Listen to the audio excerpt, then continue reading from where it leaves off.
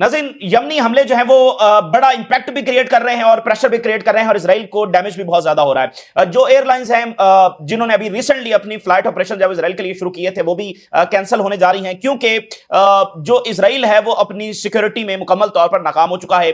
उसका air defence जब मुकम्मल तौर पर फेल हो चुका है और अमेरिकन, यूरोपियन, सारा एयर डिफेंस, पूरा वेस्टर्न जो एयर डिफेंस है वो इसराइल को सेव करने में पूरी तरह से नाकाम हुआ है। और इसी दरमियान जो है वो यमनी ड्रोन्स इलात को भी हिट किया उन्होंने, और वहां पर बिल्कुल सायरन्स नहीं बजे और सायरन्स के बगैर ही यमनी ड्रोन्स जब जाकर टकराए हैं। तो ये बिल्कुल अलग थलग बात है कि इसका मतलब उनको शेल्टर में जाने का भी टाइम, जाहिर है कि जब सायरन्स बजेंगे तो वो शेल्टर्स में जाएंगे।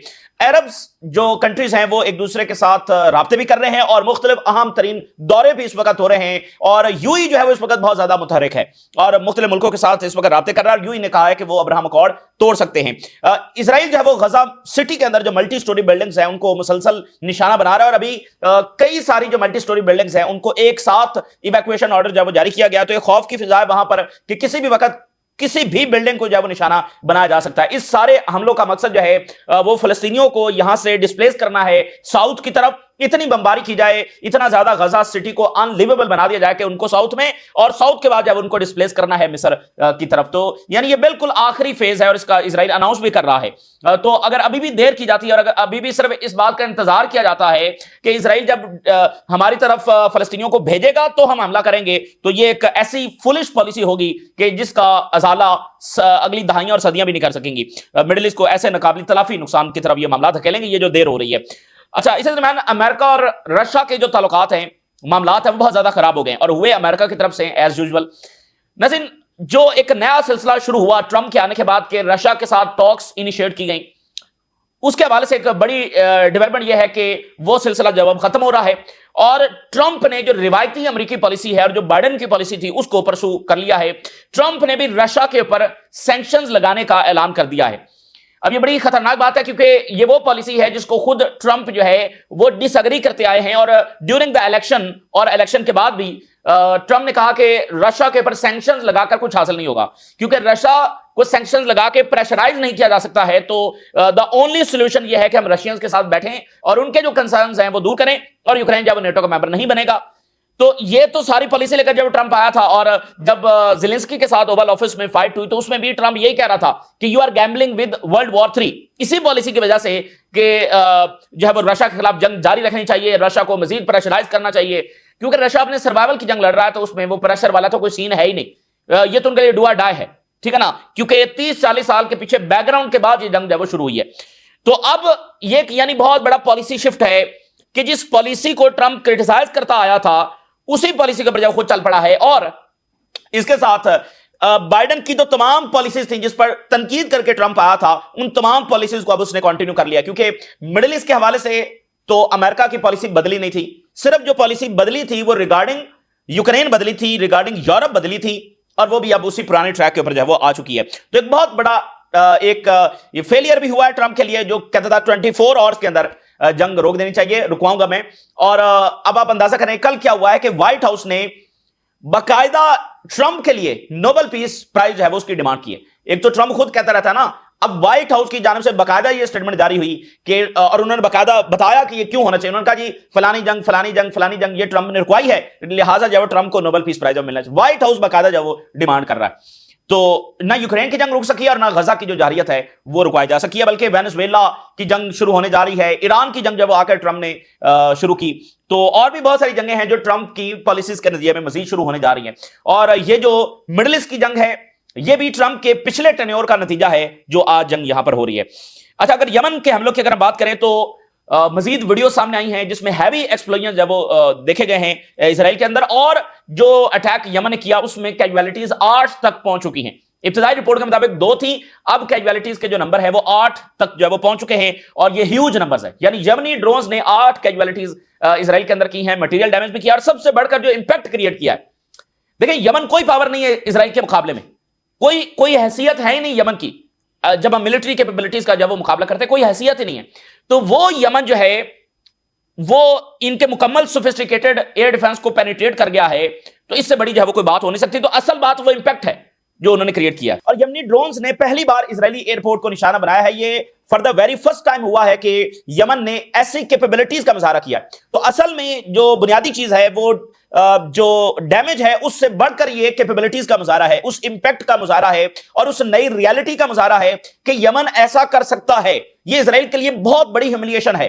आप जरा देखेंगे मिडिल ईस्ट की सबसे पुअर नेशन है अंसारुल्लाह यमन, ठीक है ना। और मिडिल ईस्ट की सबसे ताकतवर तरीन एंटिटी कौन है इकोनॉमिकली और मिलिटरीली? वो इजराइल है, जिसको प्लेनेट अर्थ की सबसे बेहतरीन टेक्नोलॉजी जो है मुयसर है और इकोनॉमिकली मिलिटरीली और उनके सिस्टम्स और उनके एयर डिफेंस ये प्लेनेट अर्थ के सबसे सोफिस्टिकेटेड सिस्टम जो है वो माने जाते हैं।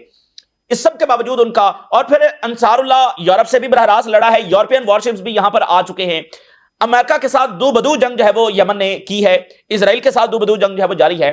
तो ये कोई मामूली रियलिटी नहीं है जिसका मुजाहरा यहां पर किया जा रहा है। तो अब जनाब अली वो ये कह रहे हैं कि मजीद जो एयरलाइंस हैं जिन्होंने अभी अपने फ्लाइट ऑपरेशंस शुरू किए थे वो अब कैंसिल कर सकती हैं। इजरायली मीडिया इसको कोट कर रहा है कि ये जो हमला है ये पुश करेगा फॉरेन एयरलाइंस को that recently return to Israel to reconsider their decision. जो अभी अभी चूंकि ईरान की जंग हुई है और बाकी मामला चल रहे थे, तो उसके बाद अभी उन्होंने ऑपरेशंस इजराइल के लिए शुरू किए थे और वो अब दोबारा से रिकंसिडर कर सकते हैं कि इजराइल तो महफूज नहीं है, किसी भी वक्त कोई भी एयरपोर्ट जो है वो निशाना बन सकता है। और ये बड़ा इस तरह का अटैक था कि मेन बिल्डिंग को जाकर जब उसने निशाना बनाया है तो उसकी मजीद डिटेल्स भी सामने आ रही है कि 8 कैजुअलिटीज हो गई हैं और एयरलाइंस अब कैंसिल करने जा रही हैं।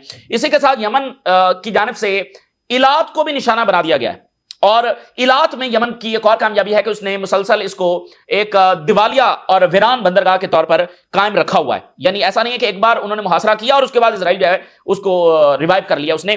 तो इलात का जो मेयर है वो इस बात को कंफर्म कर रहा है कि एक ड्रोन जो है वो डायरेक्टली इलात में हिट किया है और जो इससे पहले वार्निंग्स होती हैं, सायरन्स बजते हैं, उसके बगैर। तो यह मामला बहुत ज्यादा संगीन है, बराह रास्त हिट करना और सायरन्स के बगैर। तो ये दो ऐसी जगहें तो अब कंफर्म हो गई हैं जहां पर यमनी मिसाइल्स पेनिट्रेट, यमनी ड्रोन्स पेनिट्रेट कर गए। और ये जो पोर्ट है ये मुकम्मल तौर पर पैरालाइज हो चुकी है, ये इलात का मेयर कह रहा है। और अंसारुल्लाह जो है वो कंटिन्यू किए हुए हैं अपने हमले हमारी तरफ। अंसारुल्लाह हैव नॉट फॉरगॉटन इलात, उन्होंने वो इलात को भूले नहीं है। Despite the armies operation deep in their territory, बावजूद इसके कि इजराइल ने बहुत ज्यादा डीप इनसाइड यमन जो है वो ऑपरेशंस भी किए हैं, जारियत भी की है, अटैक्स भी किए हैं, असैसिनेशंस भी की हैं। इस सब के बावजूद यमन जो है वो इलात को भी उसी तरह से पैरालाइज रखे हुए है और ये one of the richest port जो है वो कही जाती थी। तो ये एक गैर मामूली इंपैक्ट है और यमन अब मजीद क्या क्या कैपेबिलिटी जो है उसका मुजाहरा करता है और ज़ाहिर है कि इजराइल के हमले भी यमन के ऊपर हो रहे हैं। तो ईरानी जो मिसाइल्स हैं उनकी आज वीडियो जो है पब्लिश की गई है इजराइल की जानिब से, उसकी इजाजत दी गई है। और जो मिसाइल ईरान के हाइफा में जाकर टकराए थे, बिल्कुल सेंटर में जहां पर इनके सेंसिटिव टारगेट्स हैं, उसकी पब्लिकेशन की आज इजाजत मिली है और उससे अंदाजा लगाया जा सकता है कि इजराइल सीज फायर के ऊपर क्यों मजबूर हुआ था। मिलिट्री सेंसरशिप ने अलाउ किया है 2 महीनों के बाद जो डॉक्यूमेंटेशन हुई थी ईरानी मिसाइल जो है वो स्ट्राइक कर रहा है in the vicinity what is known as the rocket building in Haifa. ये हाइफा की रॉकेट बहुत यानी एक हाई राइज बिल्डिंग है जिसको रॉकेट बिल्डिंग कहा जाता है, where Israeli government offices were located. तो बिल्कुल वहां पर जाकर इसने हिट किया। और tower targeted by Iran in Haifa sustained significant damage and dozens of nearby buildings and offices were affected. तो बहुत ज्यादा वहां पर तबाही आई और उसके ऊपर सेंसिटिव। तो इसी तरह बहुत सारे ऐसे लॉसेस हैं इजराइल के जो अभी तक मुकम्मल सामने नहीं आए और अगर वो फौरी तौर पर उस वक्त सामने आ जाते तो इजराइल का बिल्कुल भुरकस निकल जाता उसकी ताकत का, इसलिए छुपाए गए और इसलिए इजराइल ने जब वो फौरी तौर पर वो सीज फायर की तरफ भागा। वरना आप जान सकते हैं कि इजराइल जैसी एंटिटी और नेतन्याहू जो 40 साल से ये कह रहा है कि उसका मकसद ही जो है वो तबाह करना है ईरान को, तो क्या वो जो है वो सीज फायर करता है ईरान के साथ? किसी सूरत ये पॉसिबल नहीं था। तो ये आज उन्होंने, अच्छा इसी दरमियान एक अहम तरीन दौरा हो रहा है। अच्छा एक तो यूएई जो है अब वो बहुत ज्यादा मोबिलाइज है, बहुत ज्यादा एक्टिव है और रीजन के अंदर और रीजन से बाहर उसके राब्ते जब हो रहे हैं, यूएई की बहुत ज्यादा अहमियत है। यूएई बहुत एक रिचेस्ट कंट्री है और इसका इन्फ्लुएंस बहुत ज्यादा है।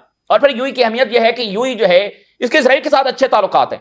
तो अगर इसका रिवर्सल होता है तो ये मुकम्मल अब्राहम अकॉर्ड का कोलैप्स होगा, क्योंकि अब्राहम अकॉर्ड का सबसे इंपॉर्टेंट कंट्री ही यूएई है। तो यूएई इस वक्त जो है वो एक डिफरेंट पाथ के ऊपर चल रहा है और अभी जॉर्डन के जो किंग हैं वो यूएई पहुंचे हैं और वहां पर उनकी मुलाकात हो रही है। UAE president Sheikh Mohammed welcome Jordan king on official visit. और rejection of the displacement of the Palestinians from their land in addition to the settlement expansion plans. तो जो एजेंडा है वो फलस्तीन है, वो गजा है, वो वेस्ट बैंक है, ये सारे राब्ते जो है वो इसी तनाजुर के अंदर हो रहे हैं। जॉर्डन और मिस्र चूंकि फ्रंट लाइन स्टेट्स हैं, और अगर जॉर्डन डिस्टेबलाइज होगा तो फिर अगर जॉर्डन में देखें, वेस्ट बैंक में जो पॉलिसीज हैं उसे जॉर्डन मुतासर होगा, और जॉर्डन की वजह से पूरा रीजन जब मुतासर होगा। तो एक बार नाज़रीन, जो अमेरिकी सदर हैं जिमी कार्टर, उन्होंने कहा था, उनसे इंटरव्यू हुआ कि अमेरिका जो है वो जमहूरियत की बात करता है, तो मिडिल ईस्ट के अंदर तो सारी जमहूरियत नहीं है, फिर अमेरिका इन गवर्नमेंट्स को सपोर्ट क्यों करता है? तो उन्होंने जवाब दिया जो आज के इस मामले से बहुत ज्यादा रेलिवेंट है। उन्होंने कहा कि वॉशिंगटन अरब्स में जहां पर जाहिर जमहूरियतें नहीं हैं उनको सपोर्ट करता है just for the sake of Israel's well being, as US presidents have done so and so did आई।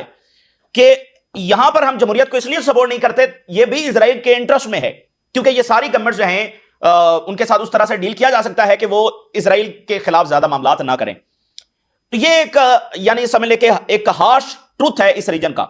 लेकिन अब जो है ये तमाम रियासतें मिडिल ईस्ट के ये तमाम मालिक इजरायली पॉलिसीज की वजह से, इजरायली जेनोसाइड की वजह से इनकी सिक्योरिटी जो है वो सबसे ज्यादा थ्रेटेंड है। इनका अलायंस अमेरिका के साथ था और बाद में इजराइल के साथ भी बन रहा था और बन चुका था कई हद तक। तो ये इसलिए था कि भाई रीजन की सिक्योरिटी अमेरिका और इजराइल मिलकर करेंगे और ये सारी मिडिल ईस्ट की रियासतें होंगी, और ईरान खतरा, ईरान का कांटा जो है दरमियान में निकाला जाएगा। तो लेकिन अब तो मामला बिल्कुल उलट हो चुका है। असल खतरा तो मिडिल ईस्ट को हमेशा से इजराइल से था और आज भी इजराइल से, और नेतन्याहू तो खुलेआम कहता फिरता कि अरब्स तो मुतहद थे और हमने आकर अरब्स को जो है वो डिवाइड किया। तो ये तो उनकी बाकायदा पॉलिसी रही है अरब्स को डिवाइड करना। तो ये बड़ी इंपॉर्टेंट बात है कि अब सबसे ज्यादा खतरा उन्हीं से है। तो ये जो रियासतें हैं ये क्या इकदाम उठाएंगी? और आप देखें ये बहुत बड़ी इकोनॉमिक पावर्स हैं, इनका इन्फ्लुएंस बहुत ज्यादा है, लेकिन ये कोई बड़ी मिलिट्री पावर नहीं है। और इन्फ्लुएंस इनका अलबत्ता अमेरिका के ऊपर बहुत है, यूरोप के ऊपर बहुत है। तो अगर ये दो टोक अंदाज के अंदर अमेरिका के खिलाफ खड़े हो जाते हैं तो फिर अमेरिका के लिए इतना आसान नहीं होगा, इतना आसान अमेरिका के लिए नहीं होगा, क्योंकि अब फिर चाइना भी सामने आ चुका है, उसका भी राइज हो चुका है और वो मिडिल ईस्ट को ऑफर भी कर रहा है। रशिया ने एक कंप्रीहेंसिव पार्टनरशिप जो है वो अरब्स के साथ ऑफर कर रखी है। तो अगर ये दो टोक अंदाज में अमेरिका के सामने खड़े हो जाते हैं तो ये इतना आसान नहीं होगा अमेरिका के लिए। और इसमें सिर्फ मसला यह है कि इन गवर्नमेंट्स को खतरा यह है कि इनकी गवर्नमेंट्स को गिरा ना दिया जाए अमेरिका के खिलाफ या इसराइल के खिलाफ खड़े होने से, या उनसे दो टोक बात करने में। तो ये बुनियादी फियर है। लेकिन अब कोई बड़ा फैसला तो करना पड़ेगा, इस तरह खामोशी के साथ मामला चल तो नहीं सकते हैं। अच्छा, इसी दरमियान हमास का जो डेलीगेशन है वो कायरो पहुंचा और अब कायरो को जो है वो लीव कर चुका है, और हमास ने कहा है कि हम पार्शियल डील जो ऑलरेडी वो एग्री कर चुके हैं उसके लिए भी तैयार हैं, हम कंप्रीहेंसिव डील के लिए भी तैयार हैं, और हम एक लंबे ट्रूस के लिए भी तैयार हैं। यानी ना पार्शियल डील ना मुकम्मल सीज फायर, एक ऐसा ट्रूस जैसे 60 दिन का है भी, 60 दिन की आरजी जंगबंदी, तो हम 2 से 3 साल 4 साल 5 साल इसके लिए एक आरजी जंगबंदी कर लेते हैं। मुकम्मल सीज फायर नहीं होगा, एक आरजी जंगबंदी, एक पॉज होगा, लेकिन लॉन्ग पॉज होगा, हम इसके लिए भी तैयार हैं। और ये दौरा क्यों हुआ? क्योंकि आपको याद है कुछ दिन पहले ट्रंप ने, अभी 3-4 दिन कबल जो है ट्रंप ने